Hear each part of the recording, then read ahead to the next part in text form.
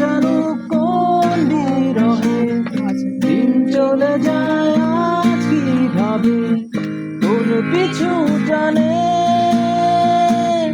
তবুও জীবন যাচ্ছে কেটে জীবনের নিয়মে, তবুও জীবন যাচ্ছে কেটে জীবনের নিয়মে। সাজেকে পৌঁছেই আমরা প্রথম দিনের লাঞ্চটা করি মন্টানা রেস্টুরেন্টে। এখানে আমরা ওই দিন লাঞ্চে নিয়েছিলাম আলু ভর্তা, একটা মিক্স সবজি ছিল। আমি আমার আগের ব্লগটাতেও বলেছিলাম যে আমরা একটা গ্রুপের থ্রুতে এসেছিলাম অ্যান্ড এই খাবার রেস্টুরেন্ট সব কিছুই ওদের অ্যারেঞ্জ করা। আমাদের ওই দিন লাঞ্চে ডাল এবং পাহাড়ি মোরগও দিয়েছিল। খাওয়া দাওয়া শেষ করে সবাই একটা করে আমুল কুল খাই অ্যান্ড এরপরে একটা মজার চাও খেয়েছিলাম। চাটা খাওয়া শেষ করে আমরা চলে আসি আমাদের রিসর্টে। আমাদের রিসর্টটা অনেক বেশি সুন্দর। এই নিরিবিলি ইকো রিসর্টটা অনেক ফেমাস আজকে।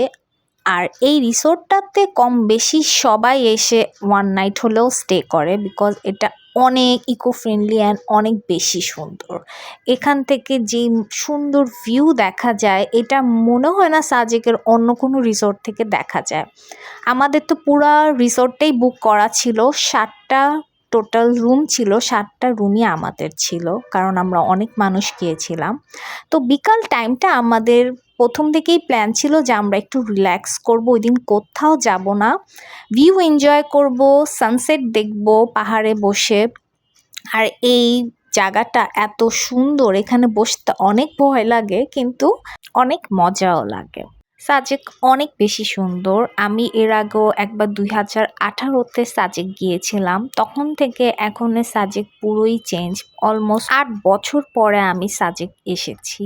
আবিরও এর আগে 2017 অথবা 18-র দিকে একবার এসেছিল, তো ওরও আমার সাথে এটা সেকেন্ড টাইম সাজেক আসা।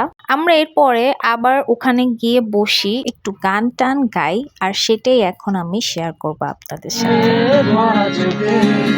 জানালার ফাঁকে মেঘে ধরতে তার গুনগুন মনের গান বাতাসে ওরে, কান পাতো মনে পাবে শুনতে তার রঙের তুলির নাচে মেঘেরা ছুটে, চোখ মেলো যদি পারো বুঝতে তার গুনগুন মনের গান বাতাসে ওরে, কান পাতো মনে পাবে শুনতে তার রঙের তুলির নাচে মেঘেরা ছুটে, চোখ মেলো যদি পারো বুঝতে।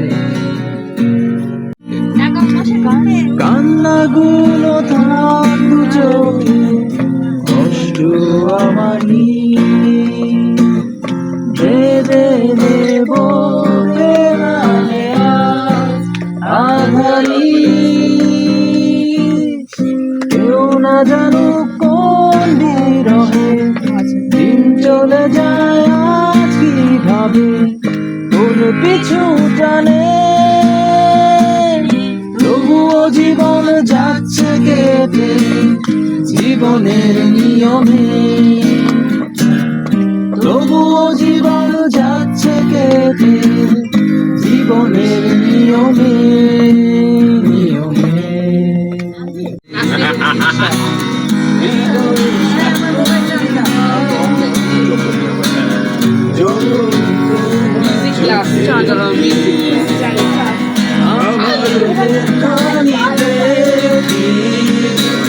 সকল দোষ থেকে হৃদয়ে সুরভিমানী, তুমি কি সেই সুরভি?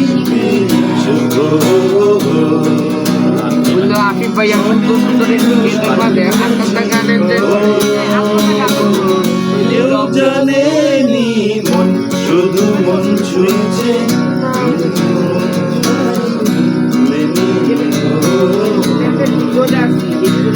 সুর সুর তুলেছে আশা দেয়নি মন শুধু মন ছুঁয়েছে।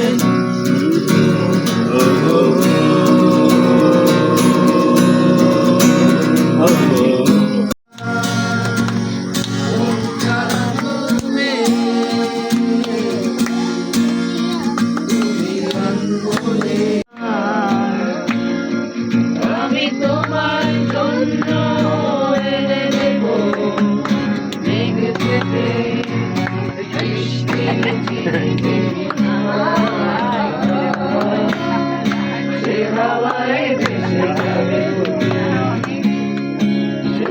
নেপে কাটতে নিয়ে যাচ্ছে সারে সারে বুঝি বা ফুল ফুটেছে সুর উঠেছে অরুণ বিনার তারে তারে ভেঙে মোর ঘরের চাবি নিয়ে যাবি কে আমারে।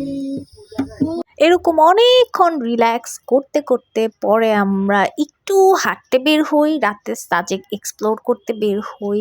অ্যান্ড ওখানে যাওয়ার পরে এবার আমরা একটা মজার জিনিস খাই, সেটা হচ্ছে বাঁশের চা।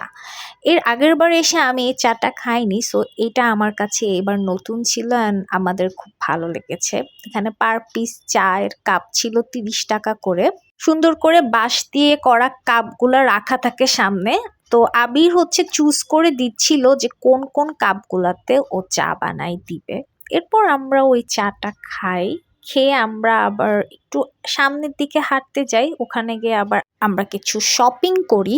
আমি আর আবির এখন পর্যন্ত বিয়ের পরে যেখানেই গিয়েছি ওখান থেকে আবির আমাকে একটা মেমোরি রাখার জন্য পাইল কিনে দেয়। সো এখান থেকেও আমাকে একটা পাইল কিনে দেয় যাতে সাজেকেরও একটা মেমোরি থেকে যায়।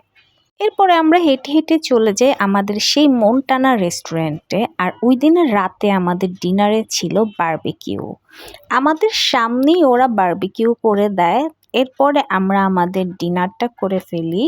রাতের ডিনারে ওরা আমাদেরকে এরকম একটা করে চিকেনের পিস দিয়েছিল, সাথে পরোটা আর একটা পেঁয়াজের ভর্তা টাইপের কিছু একটা ছিল।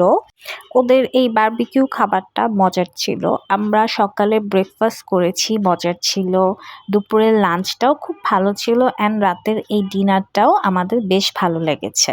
দেন আমরা রুমে গিয়ে সবাই ঘুমিয়ে পড়ি, অ্যাজ আমরা অনেক বেশি টায়ার্ড ছিলাম। অ্যান্ড নেক্সট ডেতে কী হয় সেটা দেখতে সাজেক ব্লগ সিরিজের 3rd পার্টের জন্য ওয়েট করতে হবে। ততদিন পর্যন্ত সবাইকে আল্লাহ হাফেজ।